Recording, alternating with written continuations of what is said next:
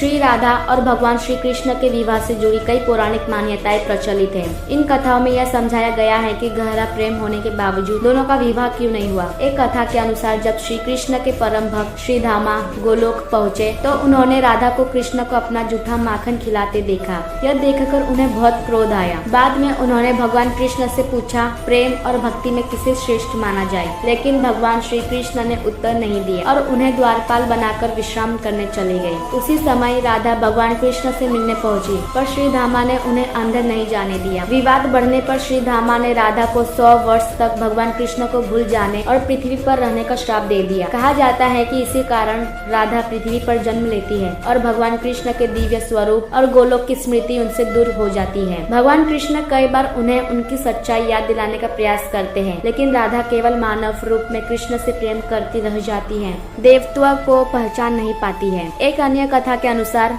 राधा के बाल मित्र और महापंडित उग्रपद के पुत्र आयान को भी राधा से प्रेम था। राधा के पिता ने उग्रपद से यह वचन दिया था कि जीवन में एक बार वह उनकी किसी भी इच्छा को पूर्ण करेंगे। जब समय आया तो उग्रपद ने अपने पुत्र आयान का विवाह राधा से करने का प्रस्ताव रखा। पिता के वचन और सम्मान को निभाने के लिए राधा ने भगवान कृष्ण के स्थान पर आयान से विवाह स्वीकार कर लिया। वहीं भगवान कृष्ण ने भी अपने जीवन कर्तव्य को प्राथमिकता दी और मथुरा जाकर कंस के वध के माध्यम से धर्म की रक्षा का कार्य पूरा किया। गर्ग संहिता में वर्णित एक अन्य मान्यता के अनुसार बाल्यावस्था के दौरान भगवान कृष्ण को राधा के होने का अनुभव हुआ और उसी क्षण वे कुछ समय के लिए यौवन अवस्था को प्राप्त हुए। उसी समय ब्रह्मा जी द्वारा राधा और भगवान कृष्ण का दिव्य विवाह संपन्न हुआ, लेकिन यह घटना सामान्य जीवन की तरह प्रत्यक्ष नहीं रही। विवाह के उपरांत ब्रह्मा जी और राधा जी अंतर्ध्यान हो गए और भगवान कृष्ण फिर अपनी बाल अवस्था में लौट आए। एक और व्याख्या यह कहती है कि राधा और कृष्ण का संबंध सांसारिक विवाह से परे आध्यात्मिक और आत्मिक प्रेम का प्रतीक था। राधा भगवान कृष्ण में ही सम्मानित मानी जाती है। दो अलग अस्तित्व नहीं बल्कि एक ही आत्मिक स्वरूप है, इसलिए उनका प्रेम विवाह के बंधन में सीमित नहीं हुआ। कुछ मान्यताओं के अनुसार यह संबंध भक्त और भगवान के प्रेम जैसा था, जहाँ भक्ति ही सबसे बड़ा मिलन मानी जाती है।